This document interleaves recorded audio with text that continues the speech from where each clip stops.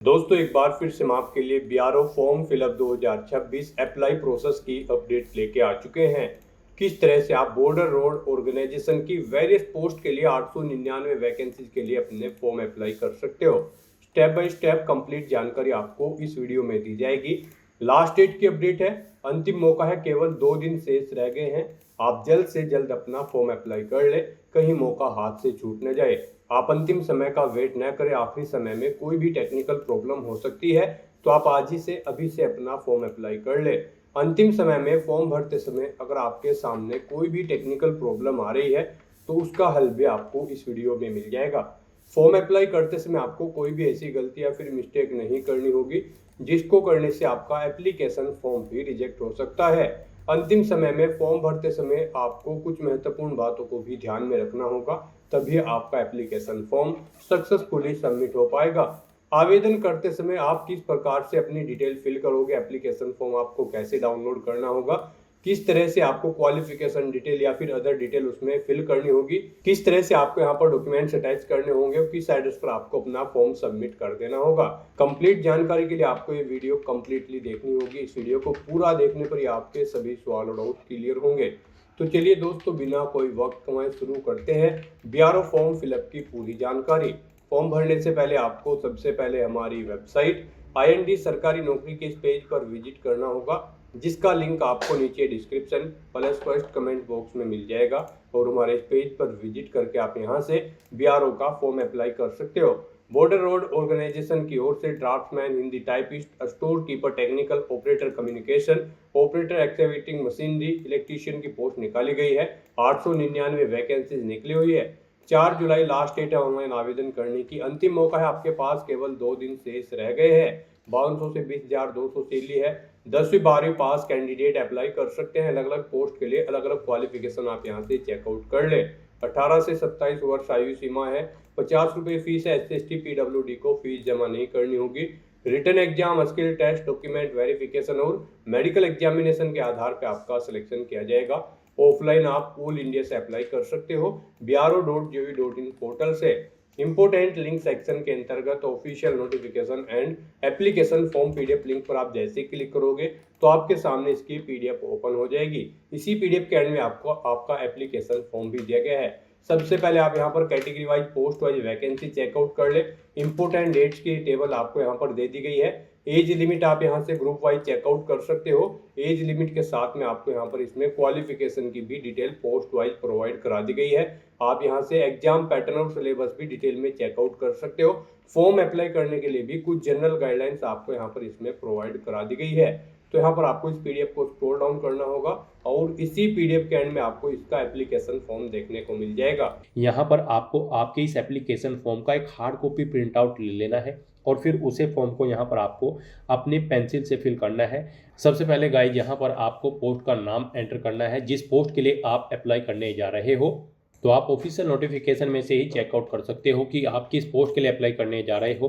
तो आपको यहाँ पर फॉर्म में अपना पोस्ट का नाम एंटर करना है जिस पोस्ट के लिए आप अप्लाई करने जा रहे हो।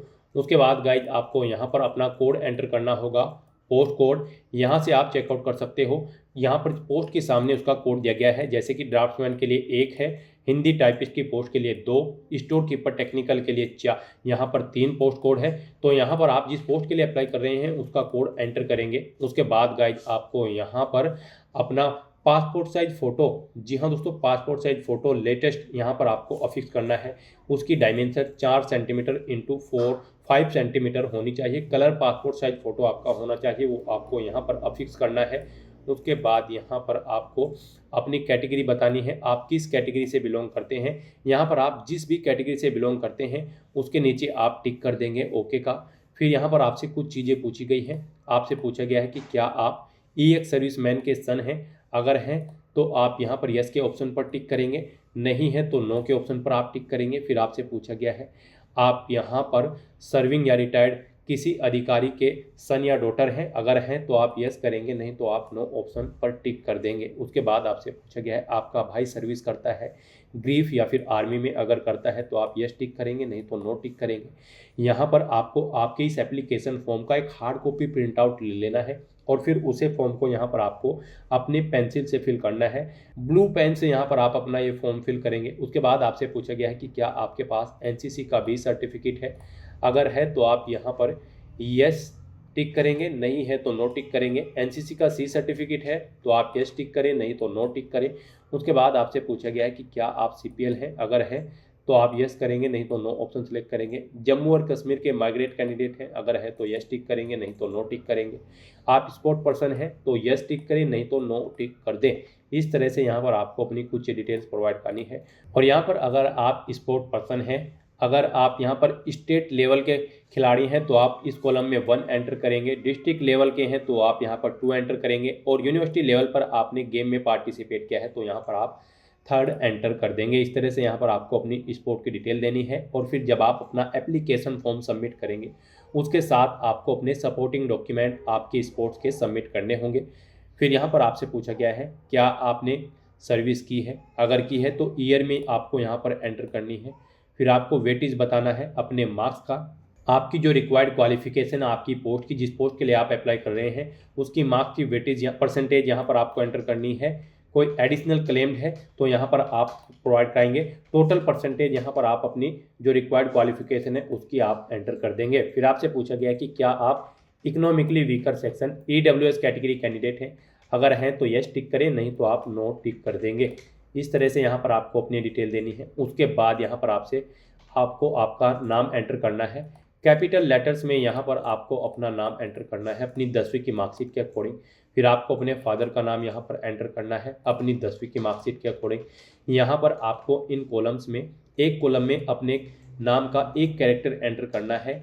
और जब आपके नाम में सरनेम लगेगा तो फिर आपको एक कॉलम का स्पेस देकर अपना सरनेम यहाँ पर एंटर करना है। उसके बाद यहाँ पर आपको अपनी डेट ऑफ बर्थ मेंशन करनी है। पहले आप डे मेंशन करेंगे, फिर मंथ करेंगे, उसके बाद आप ईयर यहाँ पर मेंशन करेंगे।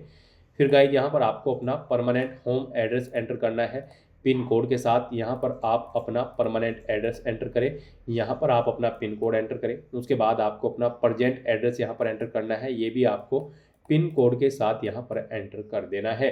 उसके बाद गाइज आपको यहाँ पर एप्लीकेशन फ़ीस की डिटेल प्रोवाइड करनी है। गाइज यहाँ पर अगर आपको फ़ीस जमा करानी है, जैसे कि आप जानते हैं जनरल, ओबीसी और ईडब्ल्यूएस कैंडिडेट के लिए 50 रुपये फ़ीस है। एससी, एसटी, पीडब्ल्यूबीडी कैंडिडेट के लिए कोई फ़ीस नहीं है।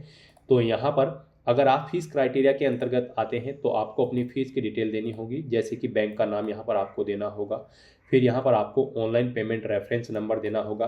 फीस पेमेंट के बाद आपको एक रेफरेंस नंबर मिलेगा, वो यहाँ पर आपको एंटर करना होगा। ट्रांजैक्शन डेट देनी होगी, किस डेट को आपने फ़ीस पेमेंट किया है।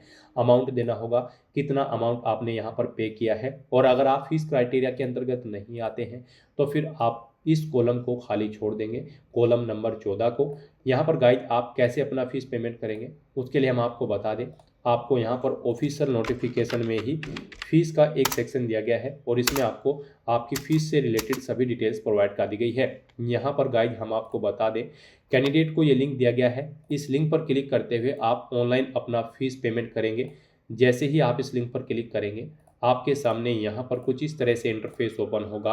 अब यहाँ पर आपको अपनी पेमेंट डिटेल एंटर करनी है। आपको सबसे पहले यहाँ पर पेमेंट कैटेगरी देखने को मिलेगी, रिक्रूटमेंट फ़ीस। फिर यहाँ पर आपको अपना नाम एंटर करना है, अपने फादर का नाम एंटर करना है, अपनी नेशनैलिटी यहाँ पर आपको एंटर करनी है।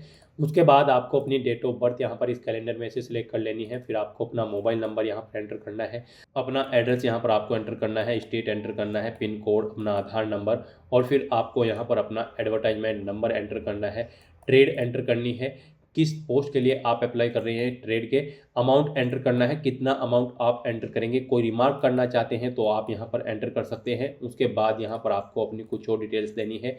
यहाँ पर आपको रिमीटर का नाम देना है, यानी कि जो फीस पेमेंट कर रहा है उसका नाम आपको देना है, अपना मोबाइल नंबर आपको देना है, ईमेल आईडी अपनी एंटर करनी है। I have read the agree के इस चेकबॉक्स को आपको ओके करना है।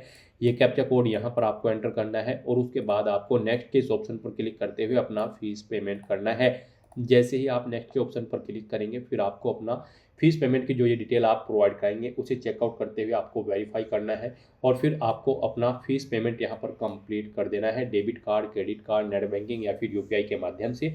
और फिर यहाँ पर आपको अपने एप्लीकेशन फ़ीस की एक हार्ड कॉपी प्रिंट आउट ले लेना है। आप जो फ़ीस पेमेंट करेंगे आपको एक रिसिप्ट यहाँ पर मिलेगी, उसका एक हार्ड कॉपी आपको प्रिंट आउट ले लेना है, जो कि आपके एप्लीकेशन फॉर्म के साथ यहाँ पर बाद में सबमिट किया जाएगा। तो इस तरह से यहाँ पर आपको अपनी एप्लीकेशन फ़ीस डिटेल प्रोवाइड करनी है। उसके बाद यहाँ पर आपको अपनी इसेंशियल क्वालिफ़िकेशन की डिटेल देनी है। यहाँ पर जिस पोस्ट पर अप्लाई करने के लिए जो क्वालिफ़िकेशन रिक्वायर्ड है उसकी डिटेल यहाँ पर आप एंटर करेंगे। यहाँ पर जैसे कि अगर किसी पोस्ट के लिए 10th रिक्वायर्ड है तो यहाँ पर आप 10th एंटर करेंगे और उसके बाद अपनी 10वीं क्लास की डिटेल देंगे। पासिंग ईयर यहाँ पर आपको देना है, बोर्ड या यूनिवर्सिटी का नाम देना है, सब्जेक्ट और मार्क्स की डिटेल यहाँ पर फिर आपको देनी है। यहाँ पर आपको बताने हैं आपने अगर 10वीं की डिटेल आप दे रहे हैं तो उसमें आपके पास कौन कौन से सब्जेक्ट थे, कितने मार्क्स थे टोटल और उनमें से आपने कितने ऑब्टेन किए हैं वो यहाँ पर आप एंटर करेंगे। इनके अकॉर्डिंग आप अपनी परसेंटेज कैलकुलेट करके फिर यहाँ पर एंटर कर देंगे।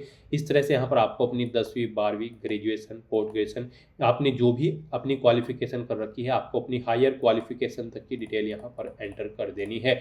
उसके बाद यहाँ पर अगर आपने कोई टेक्निकल क्वालिफिकेशन कर रखी है तो उसकी डिटेल भी आप सेम ऐसे ही यहाँ पर प्रोवाइड कराएंगे। क्वालिफिकेशन का नाम देंगे, पासिंग ईयर देंगे, बोर्ड या यूनिवर्सिटी का नाम देंगे, कितने मार्क्स आपने ऑब्टेन किए हैं वो आप एंटर करेंगे, टोटल कितने मार्क्स थे जिसमें से आपने मार्क्स ऑब्टेन किए हैं वो यहाँ पर आप एंटर करेंगे और फिर अपने मार्क्स की परसेंटेज यहाँ पर आप एंटर कर देंगे इन्हें कैलकुलेट करते हुए।